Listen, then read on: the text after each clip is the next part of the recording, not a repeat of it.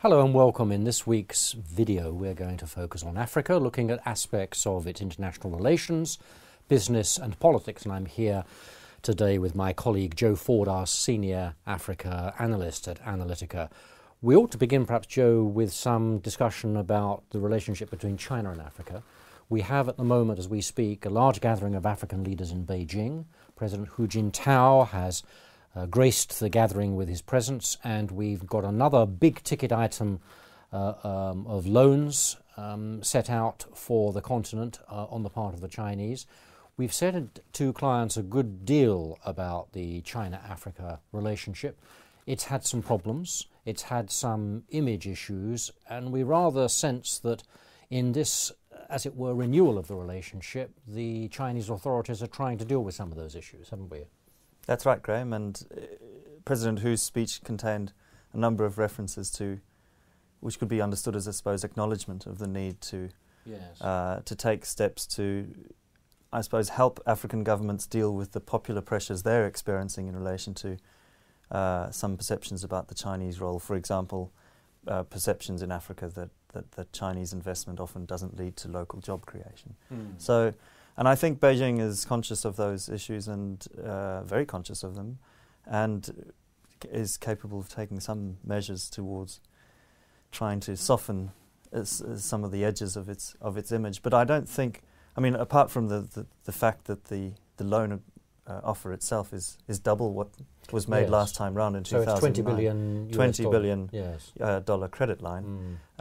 I don't see that the structure of that relationship really will change in terms of when one looks at the total volume of Chinese interest in Africa. It's actually restricted to a relatively small number of countries. It is, and it's worth just teasing that out a little bit, because although the Chinese engagement is pretty well widespread across the continent, it is nonetheless particularly intense with a handful of countries, isn't it? And it's focused more on, as we understand I think, the commodities and extractive side of things.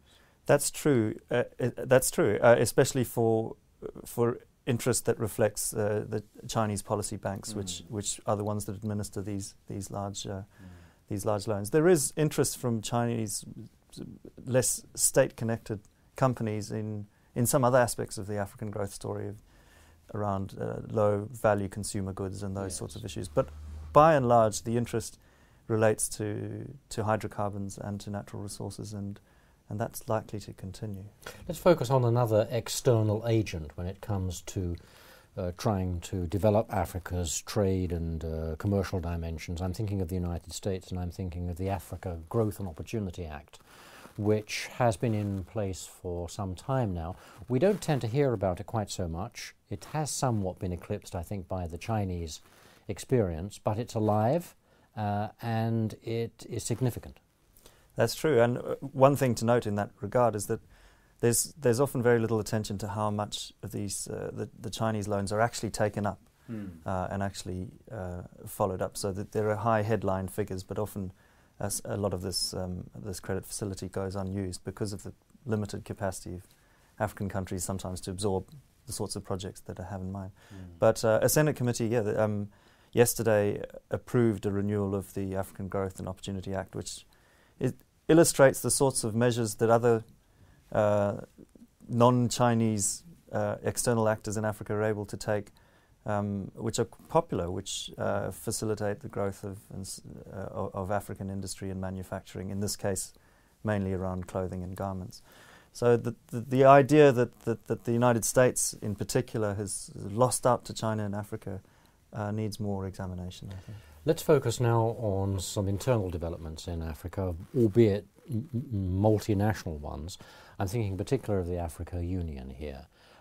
It's got a new head after some controversy. It's Madam Zuma, one of the South African president's former wives, if I describe her accurately.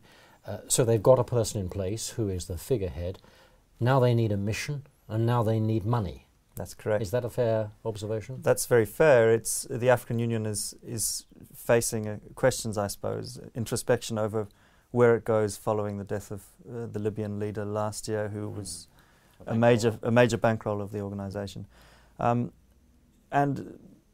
I think there's a lot of optimism now that the resolution of the leadership issue around the African Union Secretariat has taken place that the organisation can now focus on its role, which is to deal with peace and security and conflict prevention and mediation in Africa. But the problem is that absent reliance on external funding and donor funding and consensus on some of its agenda items, it's generally going to leave those sorts of conflict resolution agenda-setting issues to regional bodies such as SADC in Southern Africa or ECOWAS in West Africa. Yes, and not always leaving them with, I suppose, very much confidence, because as far as ECOWAS is concerned, we've seen a reluctance for them to get involved in some of their own regional disputes, particularly that of Mali. That's correct. It's a reluctance and it's a capacity issue, and it partly, in West Africa's case, reflects what's happening in Nigeria, which is the Nigerian government's priority concern with its own internal security situation. So, Joe, let's turn finally to the commercial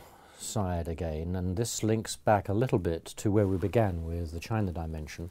We have in BHP Billiton a very significant player in the extractive sector, heavily represented in Africa, but having decided, so it was announced a few days ago, that it would no longer take as much interest as it did in Guinea-Conakry. What are the factors at work there? Well, I mean, the question really arises, is this a sort of one-off story about one asset in one particular country, or does it reveal something more general? And BHP's decision to put its Mount Nimba iron ore assets up for sale in Guinea near the border with Liberia, to my mind, it has its own particular dimensions, but it does remind one that a lot of the sort of good news stories around West African and other African countries that are single commodity exporters remain contingent on the demand for those resources, Naturally particularly so. from They're China. not in it for fun. No. It has to have a compelling commercial logic, and in this particular case, for particular reasons, very probably, but also we believe for a more general reason. Well, I think it relates to, no doubt, to BHP's calculation that in the context of their outlook for demand for this particular commodity in China and elsewhere, the risk in Guinea, both in terms of political risk and the infrastructural deficits there, made that calculation no longer worthwhile. And the question then arises whether others are making those same calculations this year. Yeah. Joe, thanks very much. And thank you for watching this video briefing. Africa features prominently in our analytical and our advisory work at Oxford Analytica. To find out more about that, do look at our website, www.oxan.com, and let us know if we can help you in any aspect of your business, your operations that affect Africa. We'd be very pleased to hear from you. In the meantime, bye-bye.